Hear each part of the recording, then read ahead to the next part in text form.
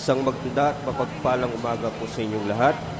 Tayo po ay nagdiriwang ngayon ng ikalawang Misa de Gallo. Ang mamumuno po sa ating banal na pagdiriwang ay si Reverend Father Douglas Badong. Magsitayo po ang lahat.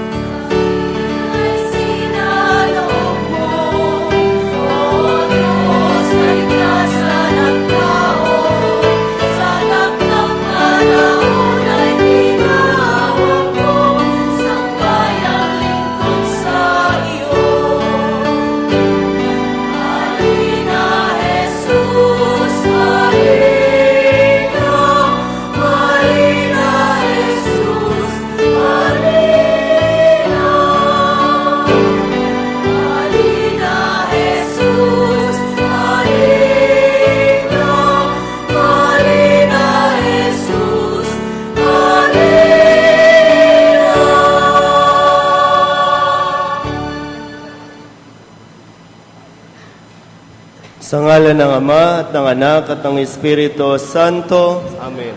ang pagpapala ng ating Panginoong Hesukristo, ang pag-ibig ng Diyos Ama, at ang pakikipagkaisa ng Espiritu Santo, naway sumainyong lahat. At sumayo rin. Maligayang pagdating po sa ating pangalawang araw ng ating pagnunobena ng Simbang Gabi. At sa ating pong pagbasa ngayon ay pinagninilayan natin ang pagtawag sa ating Panginoon, ng pagtawag sa atin ng Diyos na bumalik sa ating mga pinagmulan. Mga kapatid, aminin natin ang ating mga kasalanan upang tayo maging marapat gumanap sa banal na pagdiriwang.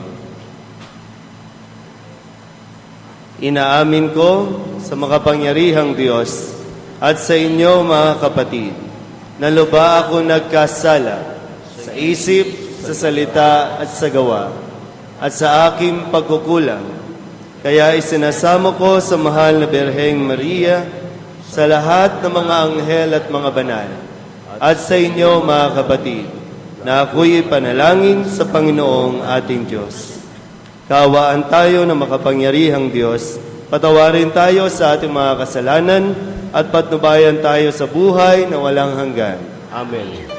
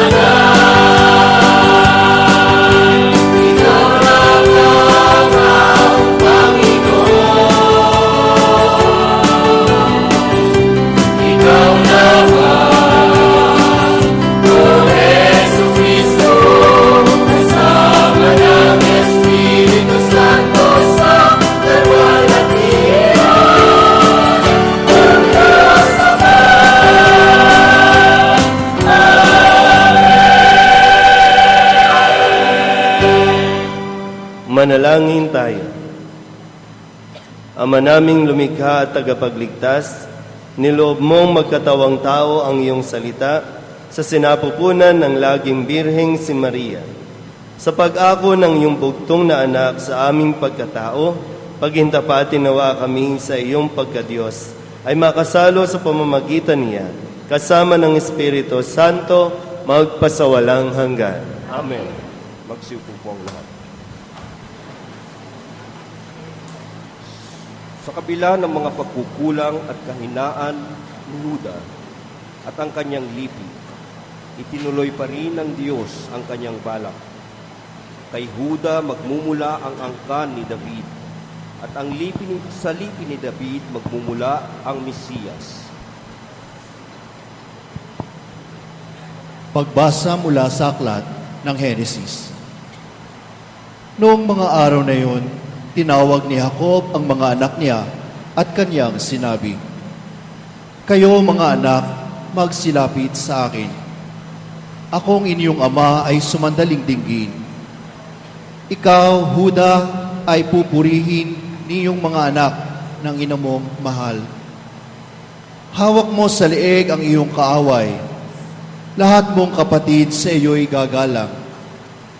Mabangis na leon ang iyong larawan. Muling nagkukubli matapos pumatay. Ang tulad ni Huday, leong nahihimlay. Walang mangangahas lumapit sinuman. Hawak niya'y setrong tuon sa paanan. Sa gisag ng lakas at kapangyarihan. Ito'y tataglayin hanggang sa dumatal. Ang tunay na haring dito'y magtatangan. Ang salita ng Diyos. Salamat sa Diyos.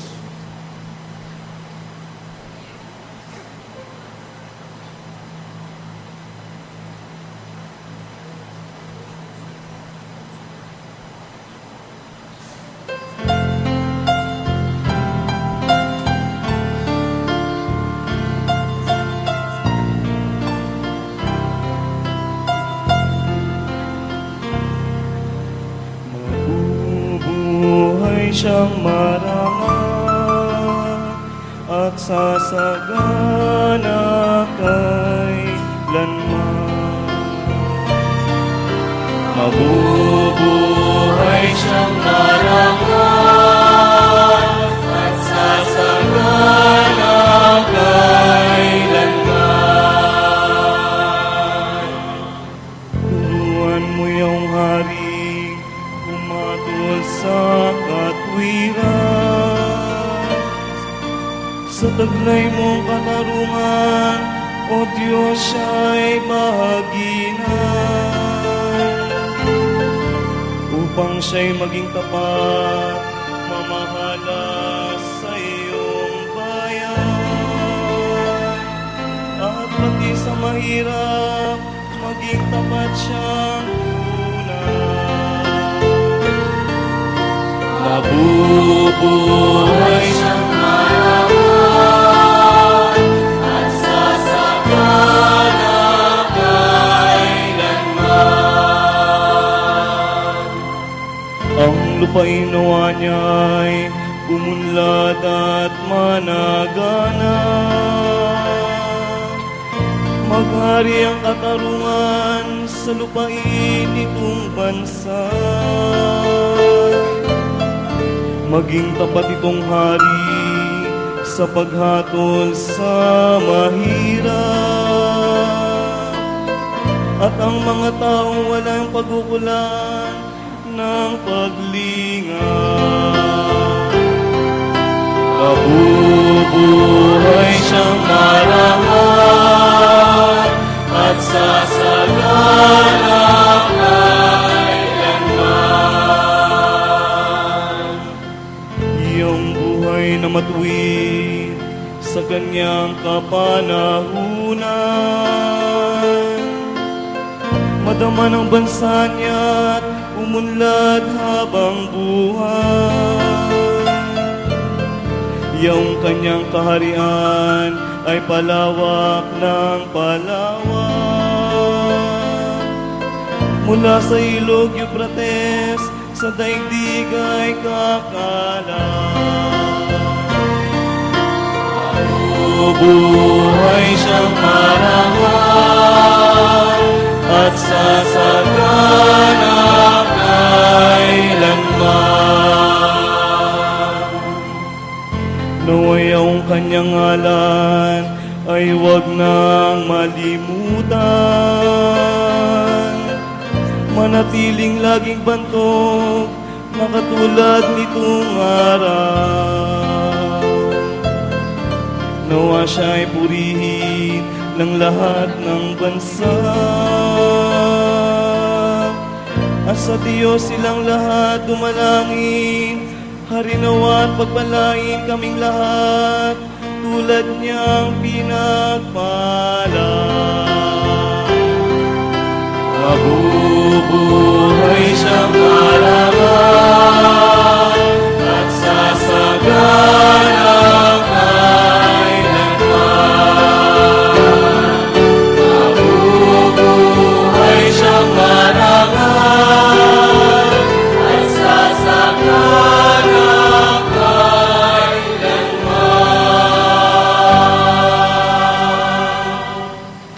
Magsitayo po ang lahat.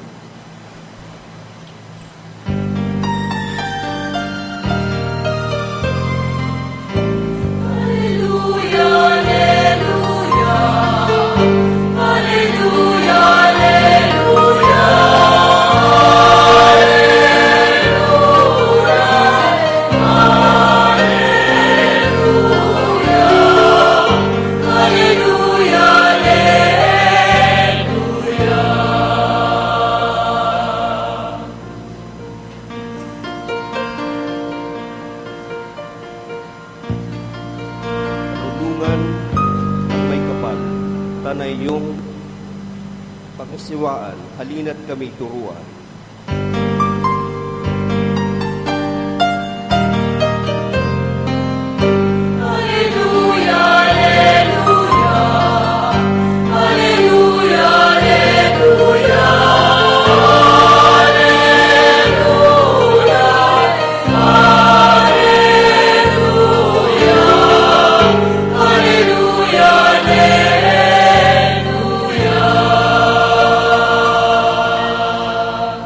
Sumainyo ang Panginoon. At sumayo rin. Ang mabuting balita ng Panginoon ayon kay San Mateo. Papuri sa iyo, Panginoon.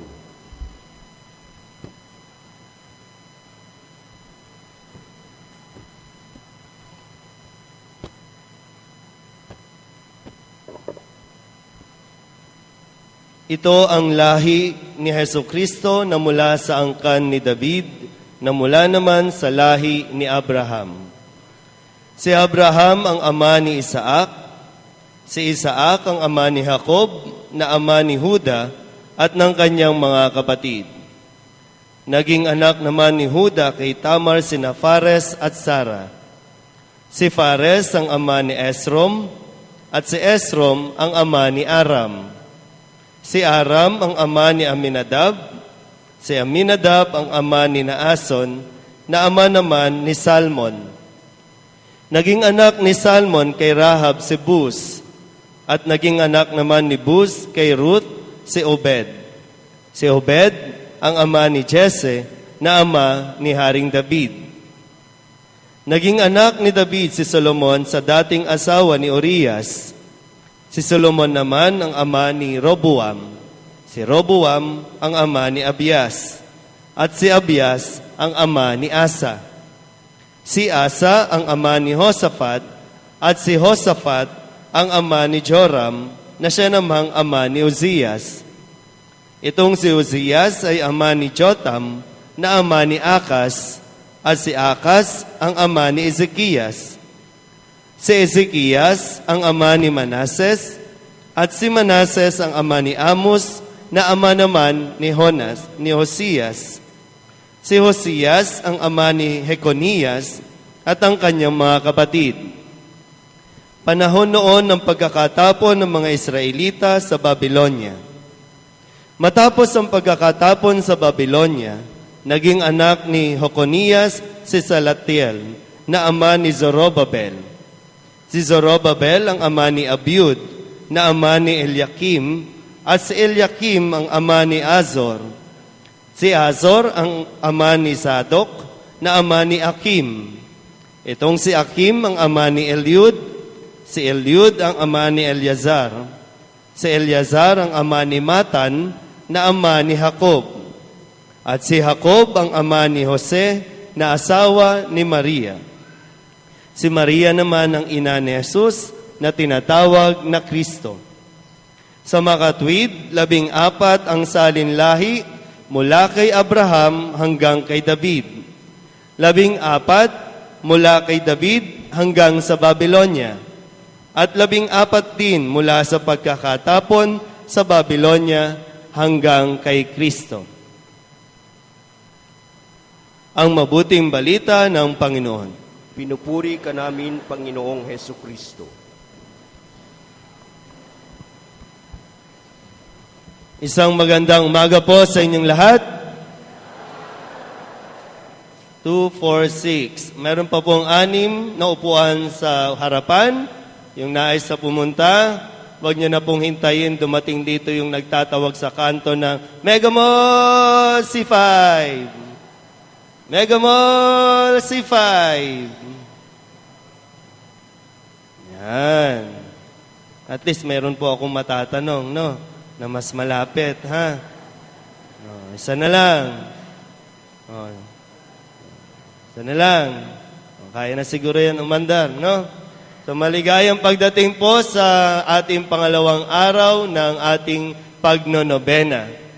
Kahapon po ay nagmisa ako sa 5:30 at ako po ay nagtanong-tanong, nag-survey. Tingnan nga natin kung dito sa second day pa lang naman, no? Fresh na fresh pa. Bakit po ba tayo nagkaroon ng simbang gabi? Huwag namang malungkot, no? Bakit tayo nagkaroon ng simbang gabi? Eh, kayo po ang may matandang karanasan. Bakit po tayo nagkaroon ng simbang gabi? Para alalahanin po ang pagsilang ni Jesus. Para alalahanin ang pagsilang ni Jesus. Ito po si tatay. Parang makatitig si tatay, no? Parang Japorms na. Bakit po tayo nagkaroon ng simbang gabi? Yun po ang namana natin sa ating mga ninunong araw, tradition po sa ating mga Pilipino. Palakpakan naman natin si tatay, no? Ang simbang gabi ay namana natin, ito ay isang tradisyon. Tradisyon na una pa nating naranasan nung panahon ng mga Kastila, nung panahon ni nanay na nag-iisip pa. Na? Panahon ng Kastila at ito ay binigay o ginawa talaga, hindi naman para sa mga may kaya pa. No? Nagkaroon tayo ng madaling araw na pagmimisa para sa ating mga magsasaka. Dahil sila, madaling araw pa lang, pupunta na ng bukid at hindi na sila makakapagsimba o nakakapagsimba. Kaya maglagay tayo ng misa sa madaling araw para ang mga magsasaka, ang mga nagtatanim natin mga kapatid ay makatanggap din ng komunyon. Kaya tayo may simbang gabi.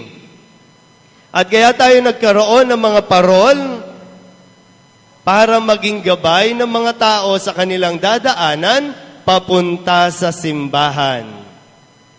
Na ngayon ay wala pa tayong nakikitang mga parol ngayon dyan sa kalye. No? Parang sobra naman pagtitipid ito. No? Ayan, mura lang yan eh. No? Bakit di na tayo makapaglagay ng mga star? No? Star ng Pasko. So yun po tandaan mabuti Pero ito, sabi nga ni tatay, bahagi ng tradisyon natin para ito ay makatulong, makapagpalalim sa atin ng ating pananampalataya sa paghahanda para sa pagsilang ni Kristo. Katulong nitong Advent Treat na may 3 na tayong sindi. So ngayon, sasabihin natin, ang 9 na araw ay equivalent to 9 na buwan. Kaya pakahimas ang inyong mga tiyan. kahit kayong mga nasa labas, pakihimas ang inyong mga tiyan. Sige na, himasin nyo. Nararamdaman nyo ba? No? Nararamdaman nyo hindi yung gutom, ha?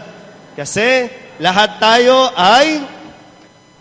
simula nung kahapon, sana nandun kayo kahapon, no? Sa unang araw. Pero kaya pa. Kung second day ka ngayon, kaya pa. Nay, pakihimas mo nga yan. Huwag kang mahiya, Nay. Para namang Dahil lahat tayong nakakapakinig ng salita ng Diyos, ating ipagdadalang tao ang salita, which is Jesus Christ. Ang salita na naging tao. Kaya nga ngayon, 2 buwan na tayong buntis. Ba't ayaw nyo nang magbuntis? Kailangan nating ipagbuntis ang salitang ito para pagdating ng 9 na buwan, isisilang natin at tayo ay magkakaroon ng panibagong pagkatao. Kasi kung tayo ay nagsisimba lang, nang wala lang, uso kasi. No? Uso ang puto bongbong, uso ang magsimbang gabi, uso din ang magsimbang tabi. At doon sa mga kabataan, no, nakita ko sa FB, nakalagay, simbang landi. No? Landian lang ng landian, kaya ayaw pumasok ng simbahan. No? Kasi pag hindi natin naintindihan ang history, gumagawa tayo ng mga bagay na hindi natin masyadong napapalalim. Kaya nga, sa Ebanghelyo natin, ipinapakilala yung pinagmulan ni Jesus. Sino ang makakapag-recite ng lahat ng lahi ni Jesus? May premyo. Papasok agad sa langit. O at least, sino ang may naaalalang pangalan na pinagmulan ng lahi ni Jesus? Ate? Abraham, napakadali. Ate? David. Tanong ba yan o... David. Ne, may narinig ka ba mga pangalan? Anong pangalan? Mayroon doon pangalan pa ng isda. Mayroon doon pangalan pa ng tsinelas. May narinig pa bang pangalan? No, magsisimbang gabi tayo. Pag nagsimba tayo, makikilahok tayo sa pamamagitan ng taimtim na pakikinig kapag ipinapahayag ang salita ng Diyos. Hindi lang ito, nakatitig kayo na para tayong mga adik na pinipilit nating idilat ang mga mata para gumising, pero ang isip wala. Parang kailangan din naman, pag nagsimba tayo, may quality. No? Hindi lang basta-basta simba. Kayo pong nasa sulok. No? Sino po ang naalala ninyo? Nay, na nabanggit sa Ebanghelyo, huwag nyo kong talikuran. Hakim ba yan, Father? Ha?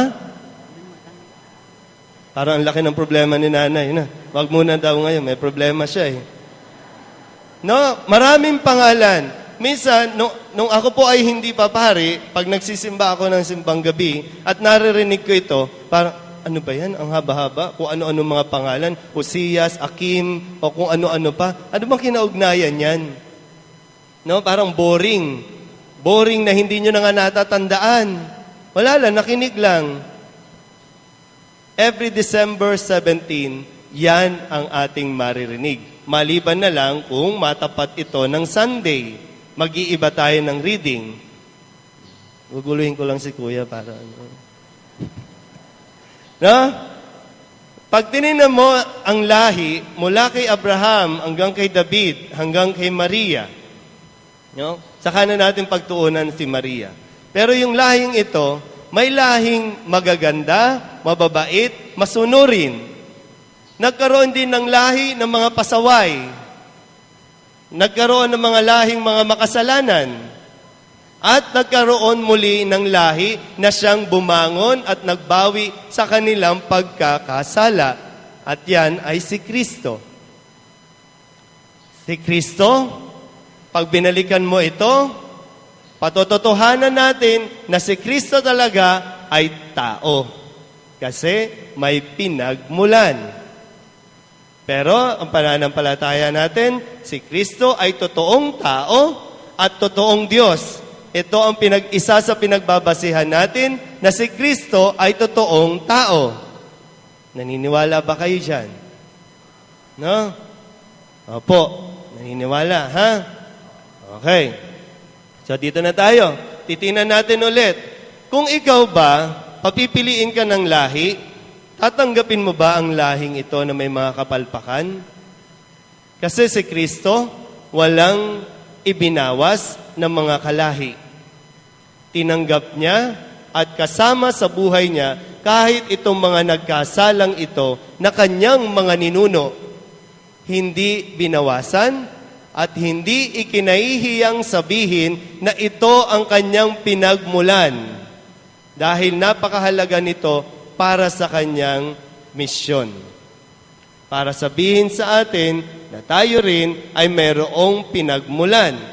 Alam niyo po ba kung pang ilang henerasyon ka? 14? Oh, 14. Lahi ka ni Jesus. Na? Opo, okay lang po. Huwag kayong magalit. Na? Alam niyo ba kung pang ilan kayo? At least, no? Ano ba? Pang third generation ka ba? Fourth generation ka ba? Alam mo ba kung sino ang tatay ng tatay ng tatay mo? Alam mo ba kung sino ang tatay ng lolo mo? Uso dati yung may family tree.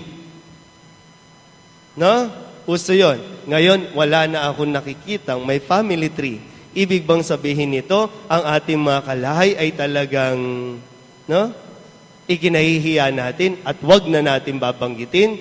Wag tayong ma-associate sa ganitong pangalan na dati lahat gusto maging Napoles at dahil ngayon ay naisyo si Napoles, ikinahihiya na ng mga angkan si Napoles. Meron niyang bahagi, no, na ginagampanan sa buhay mo. Dati po, no, dati ha, ikinahihiya ko po ang pamilya ko. Ha? Sa father side ko, 10 silang magkakapatid. Sa mother side ko, 11. Siyempre, walang family planning. No? Bicolano, Oragon, di ba? Oh. Tapos, kaming magkakapatid, 10. Tapos, nung pinagninilayan ko itong ebanghelyong ito, no, binalikan ko rin ng konti. Ano ba nangyari sa father side ko? Ayun, away-away, no? Sa kapiranggot na lupa, nag-aaway, no, nagsusumpaan. Sa mother side ko, ganun din. May mga sumpa-sumpaan ng mga issue, isinusumpa ng magulang, ng nanay. Uso yan, no? So may away-away. Tapos, kaming magkakapatid, kung ano ang nangyayari o nangyari sa kanilang magkakapatid, nangyayari din sa amin. No? Minsan, kahit patay na, galit pa din. Masama pa rin ang loob. O kaya, yung away ng mga magpipinsan, ng magtitito, away-away na rin ng mga bata, kahit hindi nila alam kung ano ang dahilan. Kasi ayaw natin ikwento. Kailan niyo po ba ikinuwento ang love life ninyong mag-asawa sa inyong mga anak?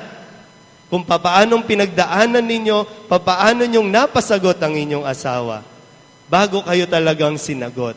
Wala na rin nagkikwento dahil lahat na lang ikinahihiya natin. No? Sabi ko, bakit ganun? Halos ngayon parang umabot, buti na lang, na-control. Umabot sa punto na parang kami din magpapatayan, ang mga kuya ko magsusuntukan dahil lang sa kakapiranggot na lupa na iniwan ng papa ko. Which is, yun din ang nangyari sa kanila. Hindi po masamang balikan natin ang mga nakalipas, ang nakaraan. Kasi pag binalikan mo yan, marami kang matututunan. Ang problema kasi kapag binabalikan natin ng nakaraan, nag-i-stay tayo dyan, kaya hindi tayo makamove on. No? Balikan mo yan at matututo ka dyan. Minsan, no, mga anak, no, kung hindi nyo man talaga kayang, no, irespeto ang inyong mga tatay, kailangan ba talagang magrebelde ka? Kailangan ba talagang magwala ka? Kailangan mo ba talagang murahin ang tatay mo? Paki-explain. Love you. No? Itong mga tatay na ito, tatay ka na po ba? Hindi pa. Mukha kasi, no? No? Itong mga tatay na ito, tay, no? May mga pinagdaanan ito. Ang problema lang kasi minsan sa mga tatay, ayaw mag-share, ayaw mag-open up. Kaya tuloy, lalong hindi naiintindihan ng mga anak kung bakit ganyan sila. No? Lagi na lang, lalo pa sa lugar na ito, na ang mga tatay, mga lolo ay mga sundalo, mga, ano ba, narcotic ba tawag? No? O basta mga militar, no, talagang matitigas, mga brusko. No? Kaya minsan, hindi na nga mayakap ang anak, hindi pa makapagsabi ng I love you, kailangan ba talaga suntukin tayo? Kailangan ba talagang murahin tayo? No?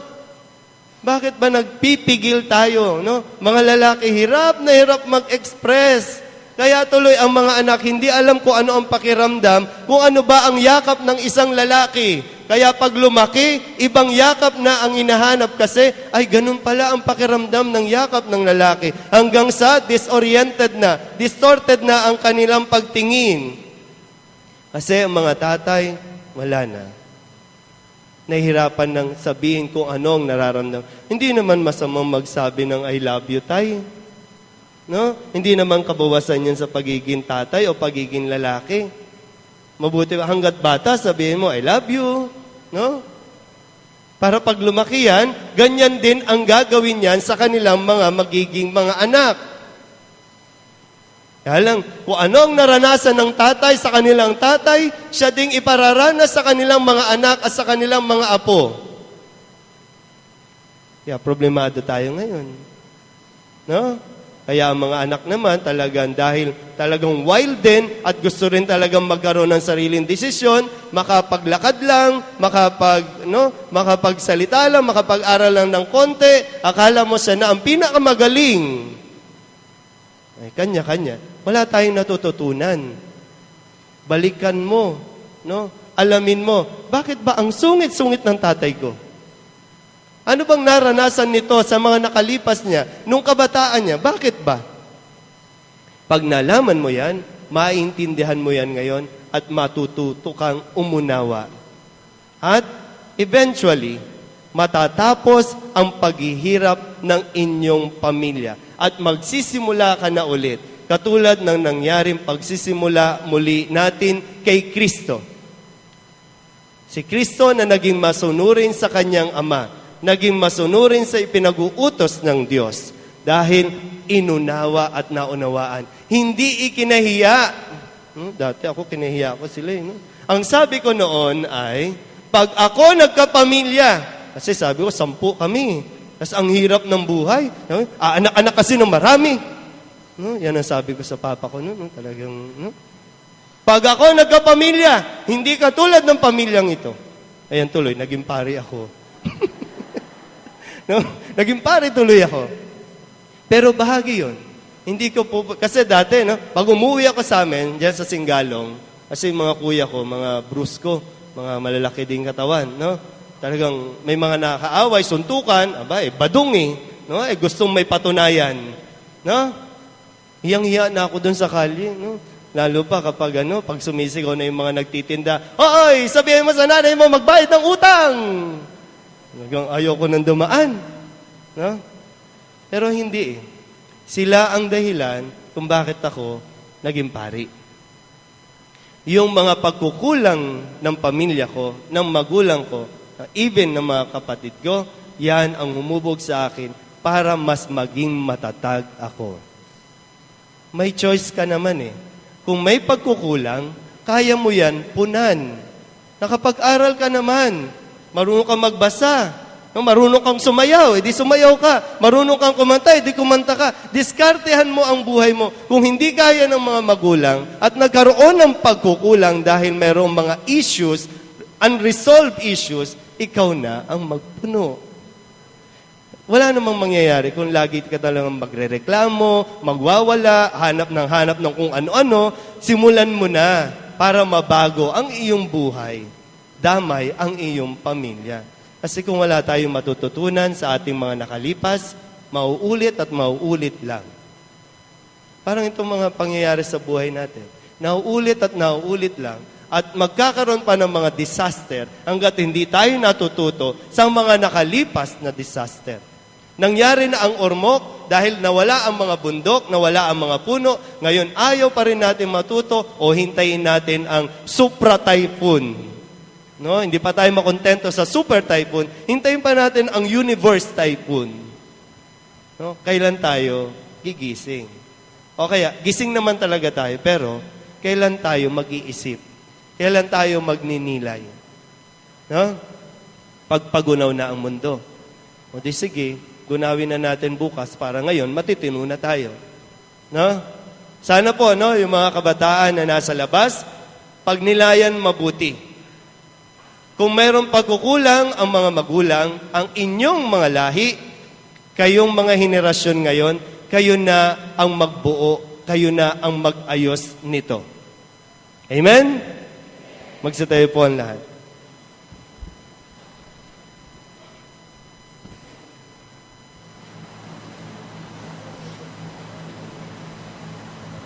Magpasalamat tayo sa Panginoon at patuloy nating isuko sa Kanya ang ating kinabukasan sa harap ng mga pagsubok at pagbabago sa ating buhay. Buong pagtitiwala tayong manalangin. Panginoon, kupkupin mo ang iyong bayan. Panginoon, kupkupin mo ang iyong bayan.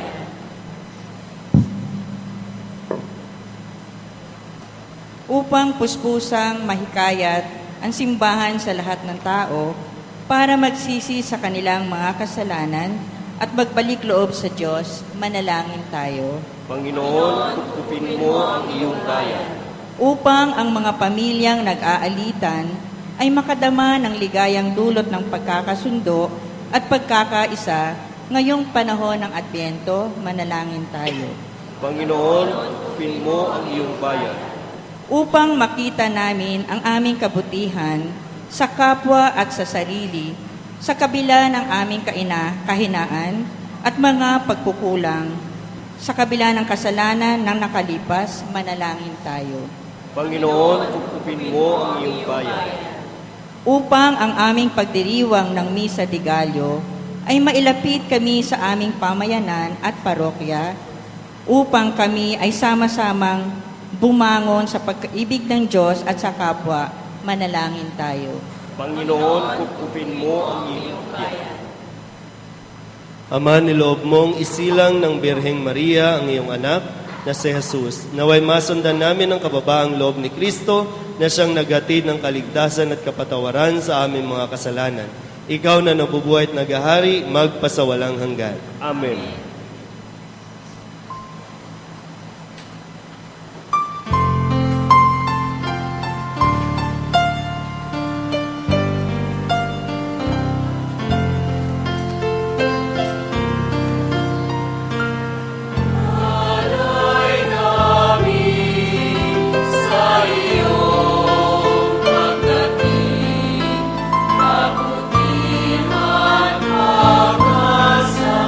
Mga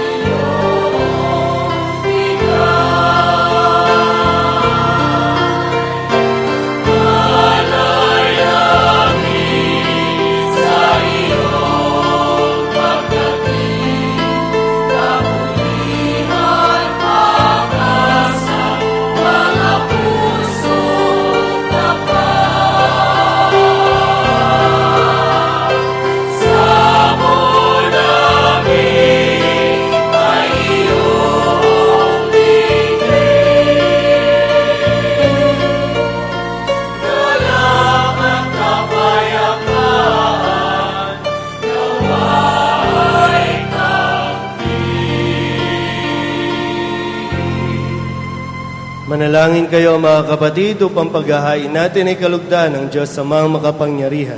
Tanggapit po at Panginoon, itong paghahain sa iyong mga kamay, sa kapurihan niya at karangalan, sa ating kapakinabangan at sa buong sambayanan niyang banal. Ama naming lumikha, tunghayan mo ang mga nakahain sa dambana. Ito ang aming abang nakayanan, ay magkamit nawa ng kapupunang kabanalan na idinudulot ng iyong kapangyarihan. Sa pamamagitan ni Jesucristo, kasama ng Espiritu Santo, magpasawalang hanggan. Amen. Sumainyo ang Panginoon. At sumayo rin. Itaas sa Diyos ang inyong puso at diwa. Itinaas na namin sa Panginoon. Pasalamatan natin ang Panginoong ating Diyos. Marapat na siya ay pasalamatan. Ama naming makapangyarihan, tunay ngang marapat na ikaw ay aming pasalamatan sa pamamagitan ni Jesucristo na aming Panginoon. Ang pagsusugo mo sa Kanya ay pinahayag ng lahat ng mga propeta. Ang pagsilang niya ay pinananabikan ng mahal na birheng Kanyang inang tunay sa kapangyarihan ng Espiritong Banal. Ang pagdating niya ay inilahad ni San Juan Bautista sa Kanyang pagbibinyag. Ngayong pinaghahandaan namin ang maligayang araw ng Kanyang pagsilang, kami nananabik at nananalangin lubos na makaharap sa Kanyang kadakilaan. Kaya kaisa ng mga anghel na nagsisiyawit ng papuri sa iyo, nang walang humpay sa kalangitan, kami nagbubunyi sa iyong kadakilaan.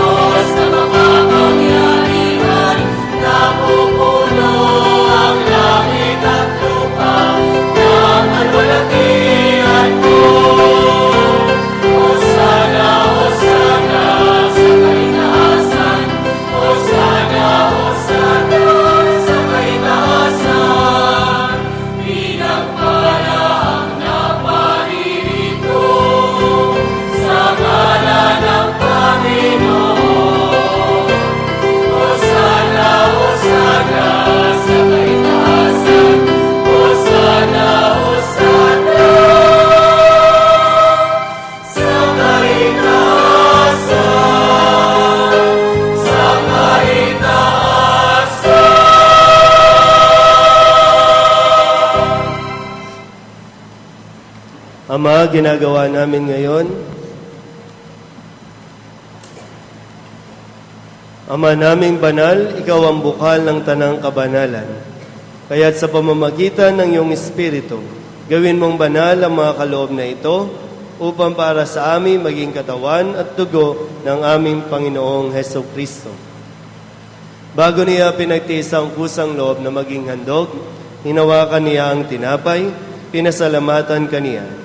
Pinaghati-hati niya iyon, iniabot sa kanyang mga alagad at sinabi, tanggapin ninyong lahat ito at kanin, ito ang aking katawan na iahandog para sa inyo.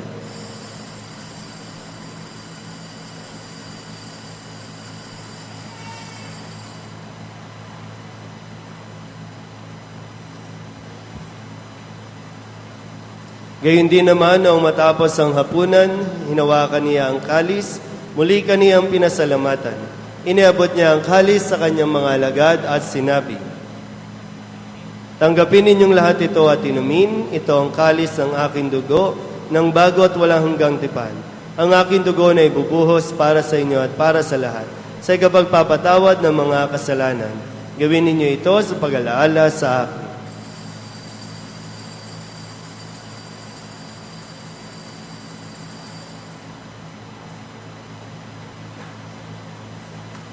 Ipagbunyi natin ang misteryo ng pananampalataya.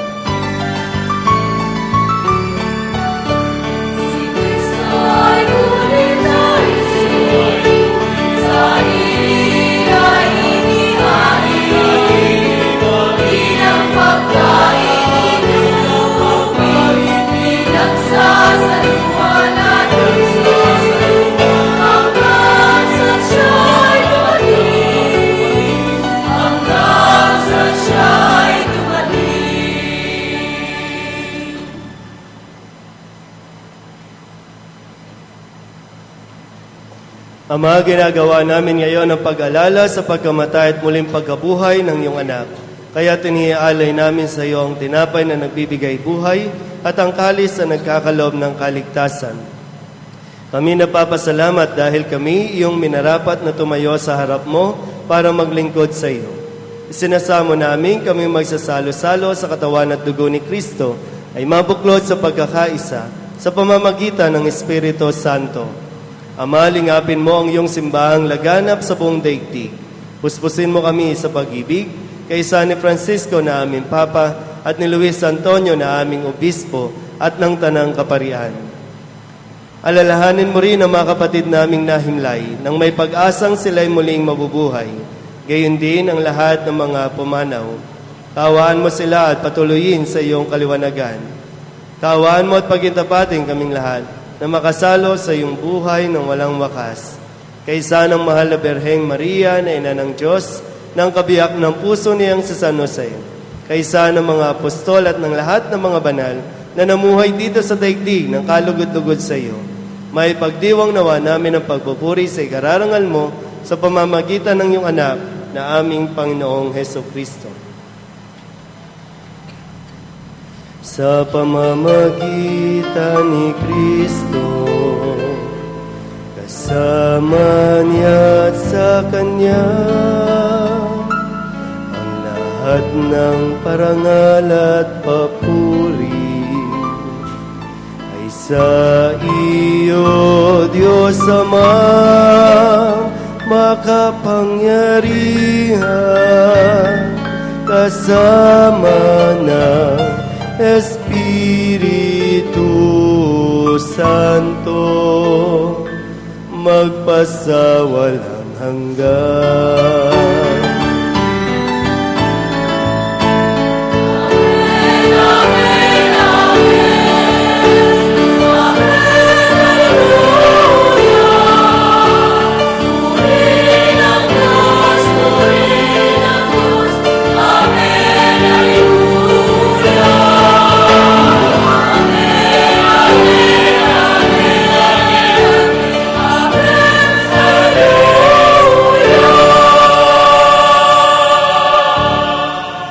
Sama-sama tayong tumawag sa ating Panginoon ng Ama namin.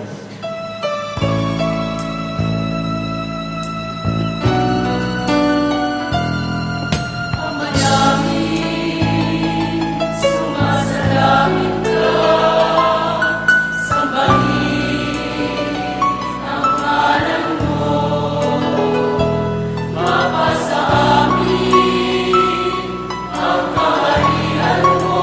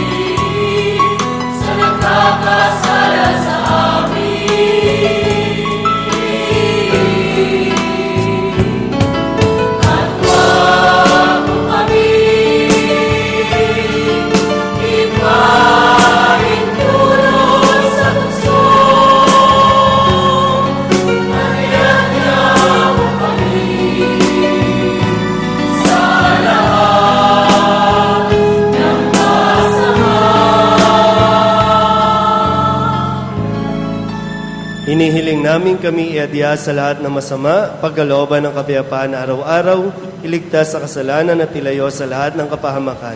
Samantalang aming pinananabikan ang dakilang araw ng pagpapahayag ng tagapagligtas naming sa Yesu Kristo.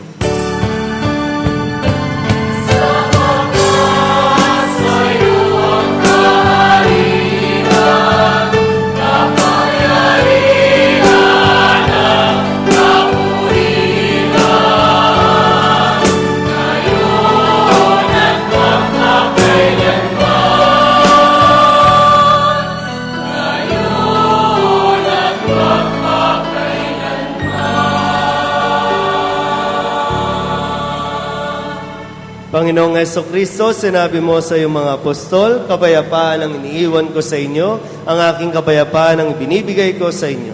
Tunghayan mo ang aming pananampalataya at huwag ang aming mga pagkakasala. Pagkalooban mo kami ng kapayapaan at pagkakaisa ayon sa iyong kalooban, kasama ng Espiritu Santo, magpasawalang hanggan. Ang kapayapaan ng Panginoon ay laging sumainyo. At sumayo rin. Magbigayin po tayo ng kapayapaan sa isa't isa.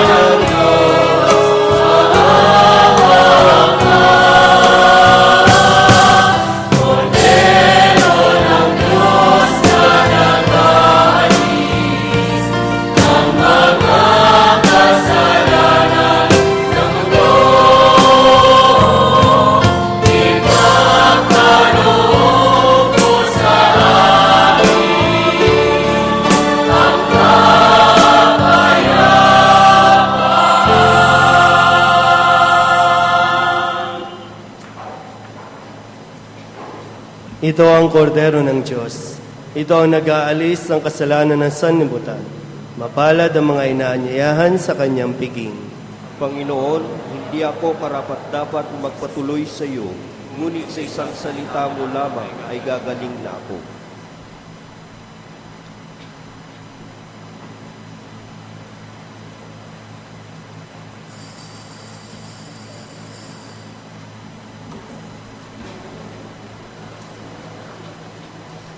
Yung mga nasa labas, huwag na pong pumasok. Mayroon pong lalabas ng mga lay minister. Ingatan lang po natin na huwag mahuhulog sa lupa ang ating ang ostya na inyo pong tatanggapin. Isa rin pong paalala, ang pagtanggap po ng banal na komunyon ay by rows o by pews. Manatili lamang pong nakaupo ang manatili lamang po tayong nakaupo at may mga greeters and collectors na mag-a-assist kung dapat na po kayong tumayo at pumila. Maraming salamat po.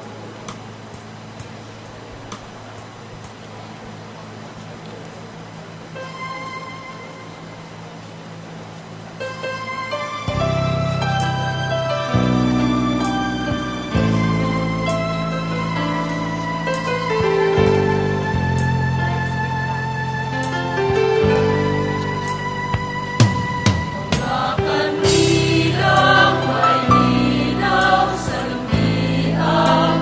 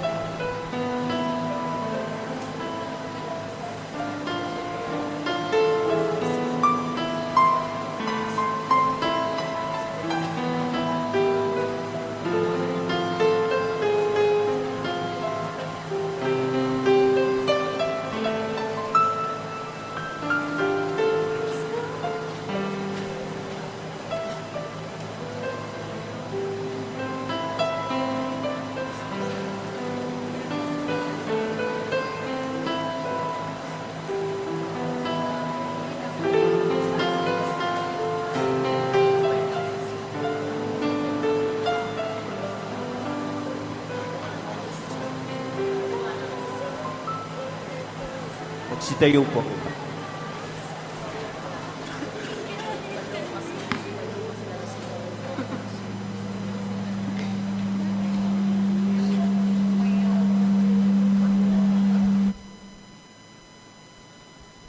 Manalangin tayo. Ama namin mapagmahal, kaming pinapagsalo mo sa iyong piging, ay pag-alabi nawa ng iyong Espiritu sa pananabik na magliwanag sa piling ng dumarating na si Kristo, na namamagitan kasama ng Espiritu Santo, magpasawalang hanggan. Amen. Ang schedule po ng ating midnight mass ay 8 p.m. at saka 10 p.m. Yan po ay sa 24. So, dalawa lang po ang misa. Wala na po mga misa sa kapilya. Kaya po, pagsumikapan natin makapagsimba dito ng December 24 Midnight Mass, 8 p.m. and 10 p.m. At kung kayo po ay talagang magsisimbang gabi, ito po ay pinaghahandaan. Kung kayo po ay talagang paninindigan ninyo ang 4 a.m., matulog na maaga. Tapos, huwag itutuloy ang tulog dito. Na? Para pinaghahandaan din yan. Kinukondisyon din ang ating sarili para tayo maging gising at mulat kapag nandito sa misa. Na huwag nang may tambay pa yung mga kabataan. Ha? Matulog ng maaga para pagdating dito ay talagang attentive tayo. At yung mga nanay, matulog din na maaga. Ha? Para may sigla tayong lahat na tumatanggap kay Kristo. Ano ba? So sana po, no, kung babalikan natin ang ating mga pinagmulan, wag na po nating ikahiya kung sino man o kung saan man tayo pamilya nagmula. Simulan na po natin tanggapin ang uri ng pamilya na mayroon tayo para tayo ay muling makapagsimula na. Hindi pa rin tapos. Sige lang. No, at least magkasama tayo. Ano? Tsaka gising pa kayo. No? So, yung mga, sana po, no, kompletohin natin ang 9 na araw. Wag magiging 8 months. Kasi, i-incubator pa natin ang bata. No? Premature yan. Kung 7 months, kaya pa yan. Pero kung 4 months, 4 days lang tayo magsisimba, baka ma-abort ang bata. No? Maging fetus lang yan. Uubusan na ako na sinasabi. Ayan. Sumayin niyo ang Panginoon. At sumayo rin. At pagpalain kayo ng makapangyarihang Diyos, Ama, Anak, at Espiritu Santo. Amen. Tapos ng ating pagdiriwang, humayo tayo sa kapayapaan ni Kristo. Salamat sa Diyos. Magandang umaga po.